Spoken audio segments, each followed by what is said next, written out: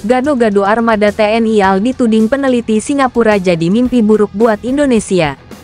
Indonesia terdiri dari negara kepulauan yang luas dengan lebih dari 6.000 pulau berpenghuni dan berpenduduk sekitar 275 juta jiwa. Memiliki wilayah yang terbentang dari Samudera Hindia bagian timur hingga Papua Nugini dari timur ke barat, dan dari Pulau Kalimantan di selatan Filipina, ke Laut Timor dan Laut Arafura dari utara ke selatan. Indonesia disebut mempunyai kepentingan maritim di Laut China Selatan yang disengketakan serta klaim batas maritim yang tumpang tindih dengan beberapa negara regional. Meskipun Indonesia bukan merupakan pengklaim pulau-pulau yang disengketakan dan fitur-fitur perairan yang disengketakan. Namun demikian, klaim batas maritim ini berdampak pada sektor sumber daya alam Indonesia, termasuk perikanan serta ekstraksi minyak dan gas. Untuk lebih melindungi kepentingan dan wilayah maritimnya, Indonesia meningkatkan kemampuan angkatan lautnya. Rencana Minimum Essential Force (MEF) Indonesia memerlukan 274 kapal armada Green Water Navy, 10 skuadron tempur untuk kemampuan tempur udara dan 12 kapal selam diesel listrik baru. TNI AL sejauh ini diperkuat oleh 4 unit kapal selam. Sementara targetnya sebagaimana dicanangkan dalam kekuatan pokok minimum MEF minimal sampai akhir 2024 ada 12 unit kapal selam. 4 kapal selam yang saat ini memperkuat TNI AL, yaitu Kri Cakra 401, Kri Nagapasa 403, Kri Arda Dedali 404, dan Kri Alugoro 405. Kementerian Pertahanan RI saat ini masih bernegosiasi untuk kerjasama pembelian kapal selam dengan perusahaan-perusahaan Eropa, termasuk dengan Naval Group dari Prancis yang menawarkan kapal selam Skorpene Class, dan dengan ThyssenKrupp Marine Systems TKMS Jerman yang menawarkan kapal selam Type 212 dan Type 214. Dari rangkaian negosiasi itu, Kemhan RI sejauh ini belum menentukan pilihan.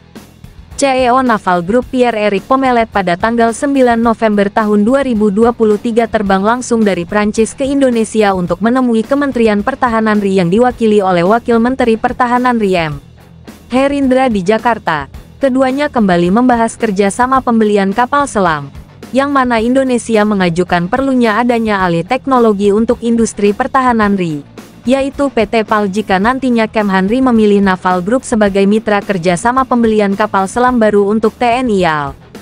Sementara itu, dikutip zonajakarta.com dari Antara edisi tanggal 5 Desember tahun 2023, Kepala Staf TNI Angkatan Laut Kasal Laksamana TNI Muhammad Ali saat jumpa pers selepas peringatan Hari Armada 2023 di Jakarta, Selasa, menjelaskan TNI AL telah memberikan beberapa masukan, termasuk spesifikasi kapal selam yang dibutuhkan oleh Angkatan Laut.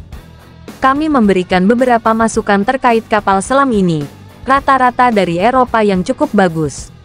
Ini masih menjadi perbincangan dan pembahasan di Kementerian Pertahanan RI. Mudah-mudahan bisa dalam waktu dekat, minimal 2024, sudah bisa kontrak efektif, Red. Itu harapan kami untuk kapal selam, kata Laksamana Ali di lokasi peringatan Hari Armada 2023 di Kesatrian Pondok Dayung, Jakarta itu. Dia melanjutkan beberapa spesifikasi yang dibutuhkan TNI AL untuk kapal selam, di antaranya terkait daya tahan menyelam endurance dan kemampuan untuk menyelam dalam senyap. Kapal selam kami butuh tentunya yang senyap, kemudian yang tahan lama. Artinya, endurance-nya, ketahan lamaan menyelamnya lebih lama. Itu yang kami inginkan.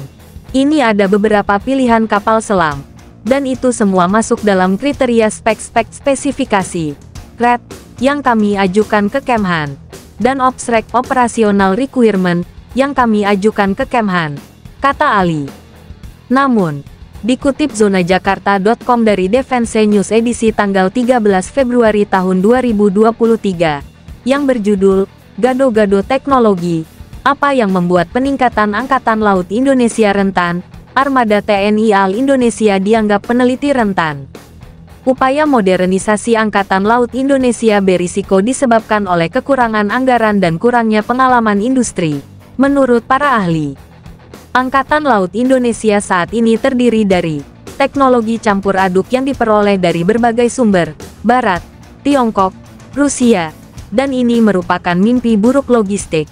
selain tantangan nyata dalam interoperabilitas, kata Colin Koh, seorang peneliti yang berspesialisasi dalam keamanan maritim dan keamanan maritim urusan Angkatan Laut di Rajaratnam School of International Studies di Singapura.